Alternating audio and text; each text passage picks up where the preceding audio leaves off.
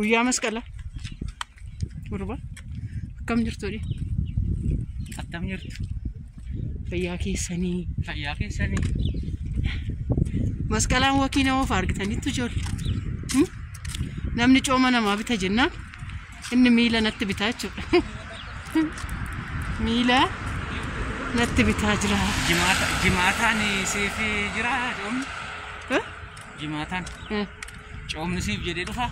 Dhugaadha. Manni foonii cufaadha? Kunoo. Manni foonii cufaadha maalan sitti bitare? Hospitaala dhaqeen nama gaafadhee galaa jira. Kunoo. Hospitaalaan bahaa jira. Maaliifi wakiin goonu? Maaliifi qilleessa fudhannu naan jedheet jaarsi na fuudhee deemaa jira jechuudha. Gara jaarsa maa keessaa baataa? Akkasii godhu? Xumurteettan se'e mana. Xumurteettan se'e.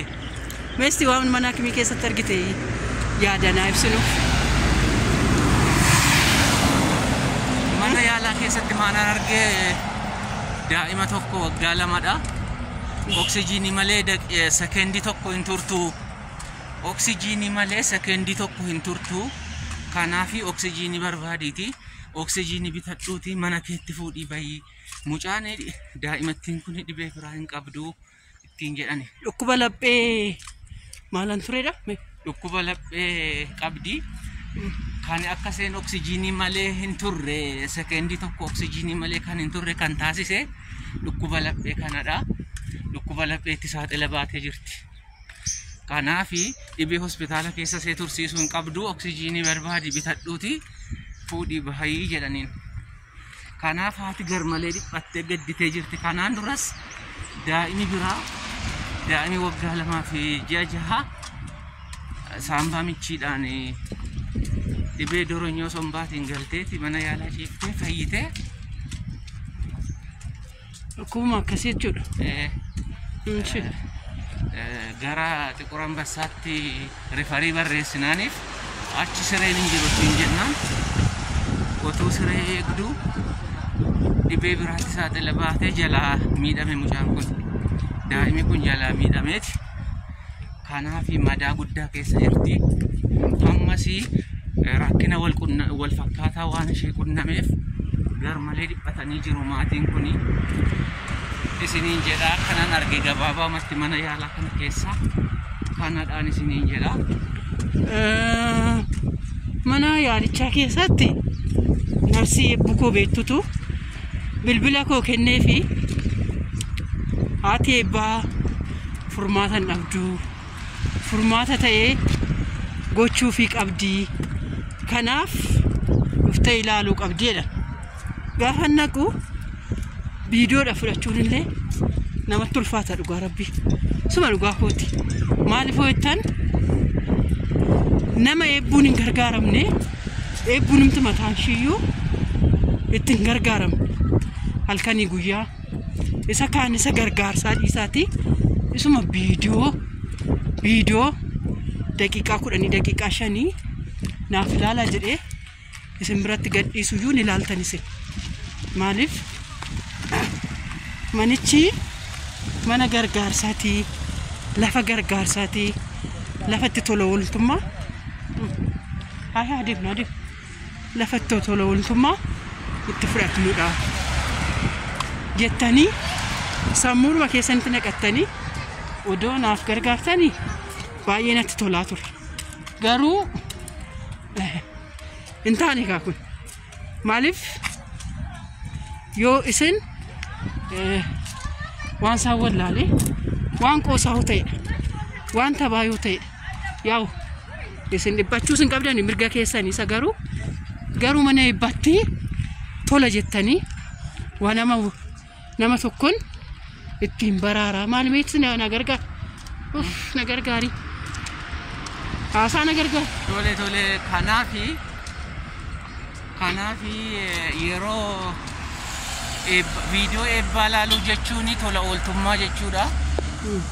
Kanaafi eebbuu fi eebbuu kan fakkaatanii deeggaruu jechuudha waan ta'eef otuma viidiyoon isaa isinitti mi'aawuu didee kottasi otuma bishaan illee isinitti jechuu baate isinii tola ooltummaan hojjetaa jira jettaniit ilaaluu fi qabduu isiniin jedhaa jirti jechuudha. Haati eebbaa kan isheen isiniin jedhaa jirtu viidiyoo eebbaa ilaaluu jechuun itti bashannanuu yookaan barumsa irraa argachuu qofaa miti.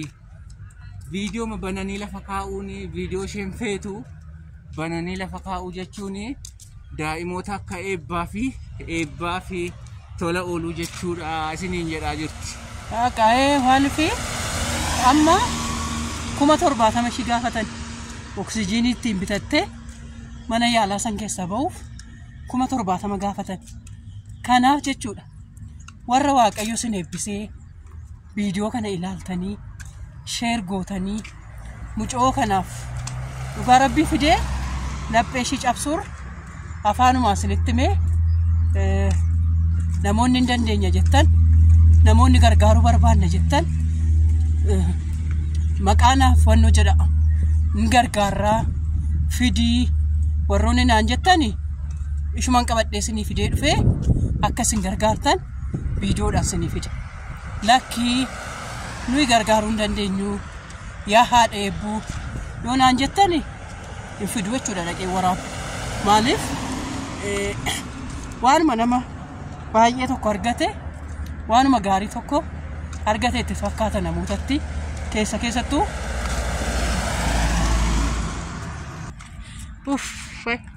namoota nama keenya namoota deeggaruudhaan isin beektan yoo jiraatan maaloo viidiyoo kana qoodaa fi viidiyoo kanattiin gahaa isiniin jennaa akka Masara Dhaabaa faa akka Sololoo faa akka Hani Abdallaa faa akka Dooktar Naabiyaad faa akkasumas warra beekumsaanis yaadaanis uummata keenya bira dhaabatan isaan kanaa fi viidiyoo kanattiin nu gahaa isiniin jenna. Mucaan Dubaay jiru sun eenyudha? Mucaan inni qallaan baay'ee ijoollee keenya gargaaru tokko. Oromoon ijoollee gargaaru jira? Mucaa qallaa bareedaa sana mucaa Jimmaa. Hin beeku. Dubaay kan jiraatu qallaan tokko jira yoo Abbabee. Wannoomo mucaa warra Jimmaa mo Abdii Geetaachoo mo Abdii Geetaachoo Jimmaa miti barkoo biyya jiran Abdii Geetaachoo eebbuu kottu tobeessisi subscribe goosisii fi maal godhiif jennaani mucaa didee nama eebbuun gargaaree nama biraa gargaaree dheetotti sheerii naa gootumu. Gargaaruu no dhugaashii dubbachuudha iddoo kanatti namarra. Eebbuuf gargaaruu dhiise jechuun nama biraa gargaaruu didee jechuu miti. Waan koo maqaa warri gargaaruu dandeessan Oromoo Ulqee Qurra warri gargaaruu dandeessanii haadha eebbaa bisooti ishiitti kaaftu bar hoggaanatti dudubbattan keessa koo waan jiru natti hin kakaasinaati amma warri gargaaruu dandeessan warri Waaqayyo isin eebbise akka gargaaruu dandeessanii isin gaafannaa viidiyoon humtuu sheerii gochuun nama gaarii biraan ga'uun 70,000dha 100,000 ishii gaachuudha walumaa galatti. Mucattii Liiltii jedhamtu ishiin tiiktookidha ishiin tiiktookii warra tiiktookii maas fiddaa bannaati.